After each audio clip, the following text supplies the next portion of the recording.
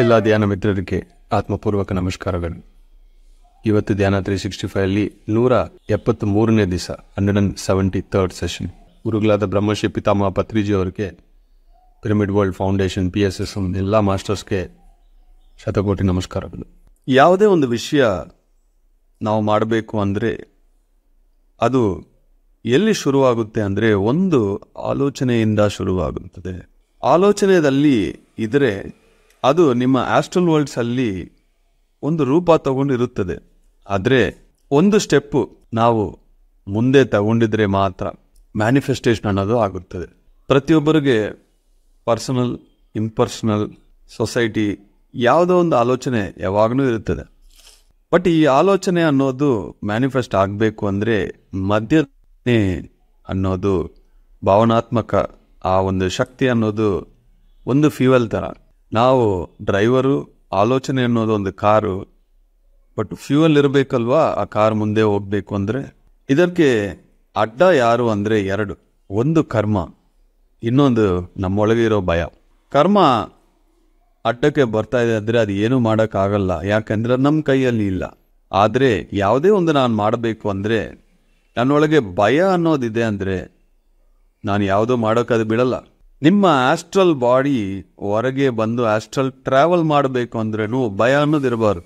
ಧ್ಯಾನ ಮಾಡೋ ಸಮಯ ಎಷ್ಟೋ ಮಾಸ್ಟರ್ಸ್ ಹೇಳ್ತಾರು, ಒಂಥರ ಚಳಿ ಜ್ವರ ಬಂತರ ಆಯಿತು ಸರ್, ಒಂಥರ ಭಯ ಬರ್ತಾ ಇದೆ ಅಂದರೆ ಆಸ್ಟ್ರಲ್ ಬಾಡಿ ಆಸ್ಟ್ರಲ್ ಟ್ರಾವೆಲ್ ಮಾಡೋಕ್ಕೆ ತಯಾರಾಗ್ತಾ ಇದೆ ಅಂತ ಅರ್ಥ. ಅದಕ್ಕೆ ಮೇಯ್ನ್ ಅಡ್ಡಾನೇ ಭಯ. ಮೊನ್ನೆ ಶಿವಶಕ್ತಿ ಪಿರಮಿಡಲ್ಲಿ, ಈ ಸೆಂಟರಲ್ಲಿ ಸೋಲ್ಫುಲ್ ಸಾಟರ್ಡೆ ಸೆಷನಲ್ಲಿ ಆಸ್ಟ್ರಲ್ ರಿಯಲ್ಮ್ ಅಂತ ಒಂದು ಟಾಪಿಕ್ ಬಗ್ಗೆ ನಾನೊಂದು 2 hours ಸ್ಪೀಚ್ ಕೊಟ್ಟಿದ್ದೀನಿ. ಅದಾದಮೇಲೆ 70 ಮಾಸ್ಟರ್ಸು ಇಲ್ಲಿ ಕುತ್ಕೊಂಡು ಧ್ಯಾನ ಮಾಡೋ ಸಮಯ 16 ಮಾಸ್ಟರ್ಸ್ ಆಸ್ಟ್ರಲ್ ಬಾಡಿ ಹೊರಗೆ ಬಂತು. ಇದೆಲ್ಲ ಆಸ್ಟ್ರಲ್ ಟ್ರಾವೆಲ್ ಮಾಡೋದೇ ನಾನು ನೋಡಿದ್ದೀನಿ. ಪ್ರತಿಯೊಬ್ಬರಿಗಾಗುತ್ತೆ, ಆದರೆ ಅದು ನೋಡೋಕೆ ತಡೆ ಇರಲ್ಲ, ಅದು ನೋಡೋಕೆ ಆ ಒಂದು ಶಕ್ತಿ ಇರಲ್ಲ. ಒಬ್ಬರದು ತುಂಬ ಸ್ಪಷ್ಟವಾಗಿ ನಾನು ನೋಡಿದ್ದೀನಿ. ಆ ಆಸ್ಟ್ರಲ್ ಬಾಡಿ ಹೊರಗೆ ಬಂತು, ಆ ಆಸ್ಟ್ರಲ್ ಬಾಡಿ ಫಿಸಿಕಲ್ ಬಾಡಿ ಮಧ್ಯದಲ್ಲಿ ಸಿಲ್ವರ್ ಕಾರ್ಡ್ ಕನೆಕ್ಷನ್ ಇದೆ. ಆಸ್ಟ್ರಲ್ ಬಾಡಿ ಸುತ್ತ ಒಂದು ದೊಡ್ಡ ಬೆಳಕಿದೆ, ಅದೇ ಅವ್ರಿಗೆ ಪ್ರೊಟೆಕ್ಷನ್ ಎನರ್ಜಿ. ನಾನು ಯಾರ್ದು ನೋಡಿದ್ದೀನೋ ಅದು ಅವ್ರಿಗೆ ಕಾಣಿಸಿಲ್ಲ, ಯಾಕೆಂದರೆ ಅವ್ರದ್ದು ಇನ್ನೂ ಥರ್ಡ್ ಐ ಪರ್ಫೆಕ್ಷನ್ ಬಂದಿಲ್ಲ. ಬುಕ್ಕಲ್ಲಿ ಓದೋದು ಬೇರೆ, ಬೇರೆ ಒಬ್ಬರು ಹೇಳಿದ್ರೆ ಕೇಳೋದು ಬೇರೆ. ಅದು ನಮಗೆ ಅನುಭವಕ್ಕೆ ಬರಬೇಕು ಅಂದರೆ ಈ ಆಸ್ಟ್ರಲ್ ಬಾಡಿ ಈಚೆ ಬರಬೇಕು, ಆಸ್ಟ್ರಲ್ ಟ್ರಾವೆಲ್ ಆಗಬೇಕು. ಆಸ್ಟ್ರಲ್ ಟ್ರಾವೆಲ್ ಆಗಲೇಬೇಕು. ಯಾಕೆ ಅಂದರೆ ಧ್ಯಾನ ಅಂದ್ರೇನೆ D+ ಯಾನ, ಸೂಕ್ಷ್ಮ ಶರೀರ ಪ್ರಯಾಣ. ನಿಮಗೆ ಆಸ್ಟ್ರಲ್ ಟ್ರಾವೆಲ್ ಆಗಿಲ್ಲ ಅಂದರೆ ಅದು ಧ್ಯಾನನೇ ಇಲ್ಲ. ಅದು ಆಗುತ್ತೆ ಪ್ರತಿಯೊಬ್ಬರಿಗೆ. ಅದನ್ನು ನೋಡೋಕೆ ನಾವು ನಮ್ಮ ಥರ್ಡ್ ಐಯನ್ನು ಪರ್ಫೆಕ್ಟ್ ಮಾಡ್ಕೋಬೇಕು. ಅದಕ್ಕೆ ಈ 18 ಪ್ರಿನ್ಸಿಪಲ್ಸ್ ಅನ್ನೋದು ಫಾಲೋ ಮಾಡಬೇಕು. ಸಿನ್ಸಿಯರ್ ಆಗಿ, ಸೀರಿಯಸ್ ಆಗಿ ಧ್ಯಾನ ಮಾಡಬೇಕು. ನಿಮ್ಮೊಳಗೆ ಭಯ ಇದೆ ಅಂದರೆ ಆಸ್ಟ್ರಲ್ ಬಾಡಿ ಈಚೆ ಬರಲ್ಲ, ಅದು ಒಳಗನೆ ಕುತ್ಕೊಳ್ಳುತ್ತದೆ. ಮಲಗಿನ ಸಮಯ ಮಾತ್ರ ಅದು ಬಂದು ಲೋಯರ್ ಆಸ್ಟ್ರಲ್ ವರ್ಲ್ಡ್ಸ್ಗೆ ಹೋಗ್ಬಿಡುತ್ತೆ. ಈಗ ಏನು ಮಾಡಬೇಕು ಸರ್? ಭಯ ಇದೆ, ಏನು ಮಾಡಬೇಕು ಅಂದರೆ ಭಯವನ್ನು ಫೇಸ್ ಮಾಡಬೇಕು, ಬಿಡಬಾರದು. ಸುಮ್ಮನೆ ಒಂದು ವಿಷಯದಲ್ಲಿ ನನಗೆ ಭಯ ಇದೆ ಅಂತ ನನಗೆ ಯಾವಾಗ ಅರ್ಥ ಆಗುತ್ತೋ ಆ ವಿಷಯ ನಾನು ಬಿಡಬಾರ್ದು. ಆ ಭಯ ಹೋಗಲೇಬೇಕು. ಭಯ ಇದ್ರೂ ಪರವಾಗಿಲ್ಲ, ನಾನು ಫೇಸ್ ಮಾಡ್ತೀನಿ ಅಂತ. ಅದು ಯಾವುದೇ ವಿಷಯ ಆಗಲಿ, ಒಂದು ಭೌತಿಕ ವಿಷಯ ಆಗಲಿ, ಆಧ್ಯಾತ್ಮಿಕದಲ್ಲಿ ಆಗಲಿ. ಒಂದು ಕ್ಲಾಸ್ ಹೇಳೋಕೆ ಭಯ ಇದೆ ಅಂದರೆ ಪರವಾಗಿಲ್ಲ, ಕ್ಲಾಸ್ ಇದೆ ಅಂತ ಅನೌನ್ಸ್ ಮಾಡಿ ಕುತ್ಕೊಳ್ಳಿ. ಎಷ್ಟು ಬರುತ್ತೋ ಅಷ್ಟು ಮಾತಾಡಿ. ಎಂಡ್ ಆಫ್ ದ ಸೆಷನ್ ಆ ಭಯ ಅನ್ನೋದು ನಿಮ್ಮಿಂದ ಹೋಗ್ಬಿಡುತ್ತೆ. ಹ್ಯಾಂಡ್ ರೈಸ್ ಮಾಡಿ ಮಾತಾಡಬೇಕು. ಒಂದೇ ಒಂದು ಅನುಭವ ಇದೆ, ತುಂಬ ಸಣ್ಣ ಅನುಭವ ಇದೆ, ಆದ್ರೂ ಪರವಾಗಿಲ್ಲ, ನಾನು ಹ್ಯಾಂಡ್ ರೈಸ್ ಮಾಡಿ ಮಾತಾಡ್ತೀನಿ. ಒಬ್ಬರ ಹತ್ರ ಒಂದು ಮಾತಾಡಬೇಕು. ಧೈರ್ಯ ಇಲ್ಲ ಅಂದರೆ ಪರವಾಗಿಲ್ಲ, ಭಯ ಇದೆ, ಶರೀರ ನಡುಕ್ತಾ ಇದೆ, ಆದ್ರೂ ಮಾತಾಡಿ. ಒಂದೇ ಒಂದು ಸತಿ ಆ ಭಯವನ್ನು ದಾಟಿ ನೀವು ಅದನ್ನು ಫೇಸ್ ಮಾಡಿದ್ರೆ ಈ ಜನ್ಮಕ್ಕೆ ಮತ್ತೆ ಅದು ಬರಲ್ಲ. ಇಲ್ಲ ಅಂದರೆ ಮತ್ತೆ ಪ್ರತಿ ಜನ್ಮ ಅದು ನಿಮಗೆ ಕ್ಯಾರಿ ಮಾಡ್ತಾ ಇದ್ರಿ. ಒಂದು ಭಯ ಬರ್ತಾ ಇದೆ ಅಂದರೆ ಸ್ಟಾಪ್ ಆಗಬಾರ್ದು, ಅದನ್ನು ಫೇಸ್ ಮಾಡಬೇಕು. ಯಾವುದೇ ಇರಲಿ. ಎಕ್ಸಾಮ್ ಭಯ ಇದೆ ಅಂತ ಯಾರು ಎಕ್ಸಾಮ್ ಬರೆಯಲ್ವಾ? ಅಡಿಗೆ ಮಾಡೋದು ಭಯ ಇದೆ ಅಂದರೆ ಯಾರು ಅಡಿಗೆ ಮಾಡಲ್ವಾ? ಮಾತಾಡೋಕೆ ಭಯ ಇದೆ ಅಂದರೆ ಯಾರು ಮಾತಾಡಲ್ಲ. ಒಬ್ಬರು ಮದುವೆ ಮಾಡಿಕೊಂಡು ಇನ್ನೊಬ್ರು ಮನೆಗೆ ಹೋಗ್ಬೇಕು ಅಂತ ಗೊತ್ತು, ಅದು ಭಯ ಇರುತ್ತೆ, ಆದ್ರೂ ನಾವು ಒಂದು ಸ್ಟೆಪ್ ತಗೊಳ್ಳಲ್ವಾ?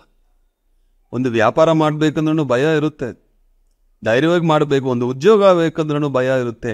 ಪ್ರತಿ ಒಂದು ವಿಷಯದಲ್ಲಿ ಯಾಕೆ ಭಯ ಬರುತ್ತೆ ಅಂದರೆ ಅದು ನಮ್ಮ ಕಂಫರ್ಟ್ ಝೋನ್ ಔಟ್ಸೈಡ್ ಇದೆ. ಅದರ ಬಗ್ಗೆ ನಮಗೆ ಜ್ಞಾನ ಇಲ್ಲ, ಅನುಭವ ಇಲ್ಲ. ಹಂಗಾಗಿ ನಾವು ಇಲ್ಲೇ ಕೂತ್ಕೊಂಡಿದ್ರೆ ಆಗಲ್ಲ. You have to take one step. ಆ ಒಂದು ಸ್ಟೆಪ್ ನೀವು ತಗೊಂಡಿದ್ರೆ ಫ್ಯೂಚರಲ್ಲಿ ನೀವೇನಾಗ್ತೀರಿ. ಈ ಚಿಕ್ಕ ವಿಷಯಕ್ಕೋಸ್ಕರ ನಾನು ಏನೂ ಇಲ್ಲ, ಅಲ್ಲಿ ಏನಿರಲ್ಲ. ಭಯ ಅನ್ನೋದು ಅದು ಡಾರ್ಕ್, ಕಪ್ಪು. ಆ ಡ್ಯಾರಿಂಗ್ ಸ್ಟೆಪ್ ನೀವು ತಗೊಂಡಿದ್ರೆ ಅದೇ ಬೆಳಕು. Be a light unto yourself. ಯಾವ ವಿಷಯಕ್ಕೆ ಆಗಲಿ ಭಯ ಬರ್ತಾ ಇದೆ ಅಂದರೆ ಓಕೆ, ಥ್ಯಾಂಕ್ ಯು, ನನಗೆ ಈ ಥರ ಆಗ್ತಾ ಇದೆ ಅಂತ ಗೊತ್ತಾಯಿತು. ಈಗ ಏನು ಮಾಡಬೇಕು ಅಂದರೆ ನಾನು ಫೇಸ್ ಮಾಡಿದ್ರೆ ಒಂದೇ ಒಂದು ಸತಿ ಅದು ಹೋಗ್ಬಿಡುತ್ತೆ ಮಾಸ್ಟರ್ಸ್. ಆವಾಗ ಅದು ನಿಮ್ಮ ಆಸ್ಟ್ರಲ್ ಟ್ರಾವೆಲ್ಗೆ ಎಷ್ಟೋ ಯೂಸ್ ಆಗುತ್ತದೆ, ಎಷ್ಟೋ ಹೆಲ್ಪ್ ಮಾಡುತ್ತದೆ. ಧ್ಯಾನದಲ್ಲಿ ಕೂತ್ಕೊಳ್ತೀರಿ, ಯಾರೋ ಓಡಾಡೋ ಥರ ಬರುತ್ತೆ, ಬರಲಿ, ಏನು ಮಾಡ್ತಾರೆ ನೋಡಿ, ಏನೂ ಆಗಲ್ಲ. ಕಣ್ಬಿಟ್ಟು ನೋಡಿದ್ರೆ ಯಾರೂ ಕಾಣಿಸಲ್ಲ. ನೀವು ಅವಾಗ ಧ್ಯಾನ ಕಂಟಿನ್ಯೂ ಮಾಡಿದ್ರೂ ಮಾಡಿಲ್ಲ ಅಂದ್ರೂ ಅವರು ನಿಮ್ಮನ್ನು ಏನೂ ಮಾಡಲ್ಲ. ಮಾಸ್ಟರ್ಸ್ ಇರ್ತಾರು, ಬರ್ತಾರು, ಹೋಗ್ತಾರು, ಸೌಂಡ್ಸ್ ಕೇಳಿಸ್ತದೆ. ಆದರೆ ಗಾಬರಿ ಯಾಕೆ?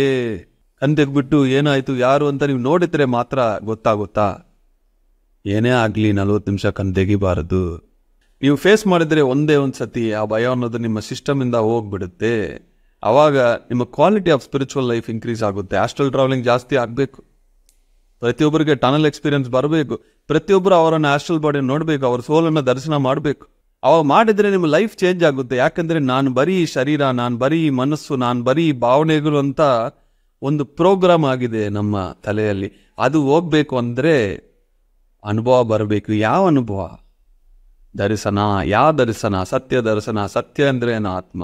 ನಿಮ್ಮ ಆತ್ಮ ದರ್ಶನ ಒಂದು ಸತಿ ನಿಮ್ಗೆ ಬಂದರೆ ನಿಮ್ಮ ಜೀವನ ಚೇಂಜ್ ಆಗಿಬಿಡುತ್ತೆ. ನೀವು ನೋಡೋ ತೀರು ಕಂಪ್ಲೀಟ್ ಚೇಂಜ್ ಆಗಿಬಿಡುತ್ತೆ. ಪ್ರತಿಯೊಬ್ಬರನ್ನು ಫಸ್ಟ್ ನಿಮ್ಮನ್ನು ನೀವು ಆತ್ಮ ಅಂತ ತಿಳಿಸ್ಕೋಬೇಕು. ಆವಾಗ ಬೇರೊಬ್ಬರನ್ನು ಆತ್ಮ ಥರ ನೀವು ನೋಡ್ತೀವಿ. ನಿಮಗೆ ಅಷ್ಟು ಕ್ಲಾರಿಟಿ ಬಂದಿಲ್ಲ, ನಿಮಗೆ ಅನುಭವ ಇಲ್ಲ ಅಂದರೆ ಬರೀ ಪುಸ್ತಕ ನಾಲೆಡ್ಜು ಯೂಸ್ ಆಗಲ್ಲ ನಮಗೆ.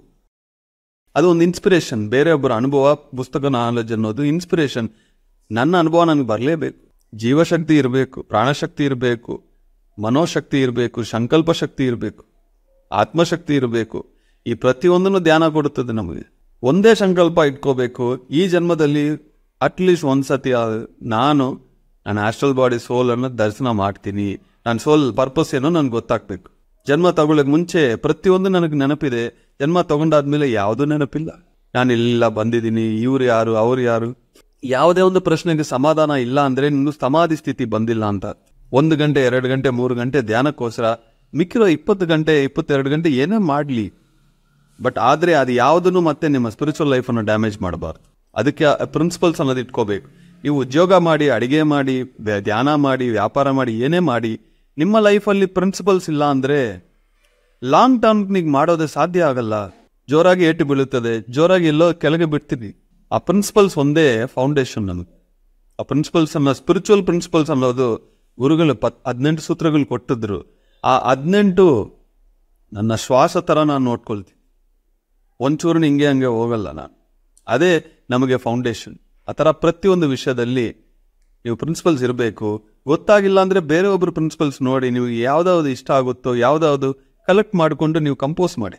ಆ ಪ್ರಿನ್ಸಿಪಲ್ಸ್ ಅನ್ನೋದು ಇಲ್ಲ ಅಂದರೆ ಜೀವನದಲ್ಲಿ ಲಾಂಗ್ ಟರ್ಮ್ಗೆ ನಾವು ಯಾವುದು ಮಾಡೋಕ್ಕೆ ಸಾಧ್ಯ ಆಗಲ್ಲ.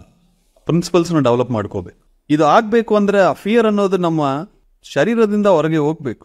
ಸಿಚುವೇಶನ್ಸ್ ಮತ್ತೆ ಮತ್ತೆ ಮತ್ತೆ ಬಂದರೆ, ಒಂದು ಸಿಚುವೇಶನ್ ಬಂದಿದೆ, ನನಗೆ ಭಯ ಇದೆ ಅಂದರೆ ಅದು ಪ್ರಾಬ್ಲಮ್ ಥರ ನೋಡಬೇಡಿ, ಚಾಲೆಂಜ್ ಥರ ನೋಡಬೇಡಿ, ಆಪರ್ಚುನಿಟಿ ಥರ ನೋಡಿ.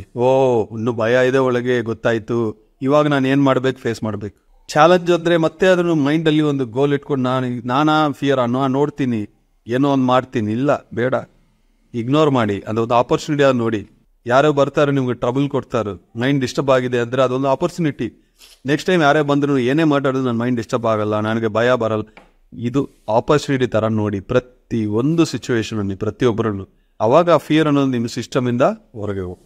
Thank you very much master.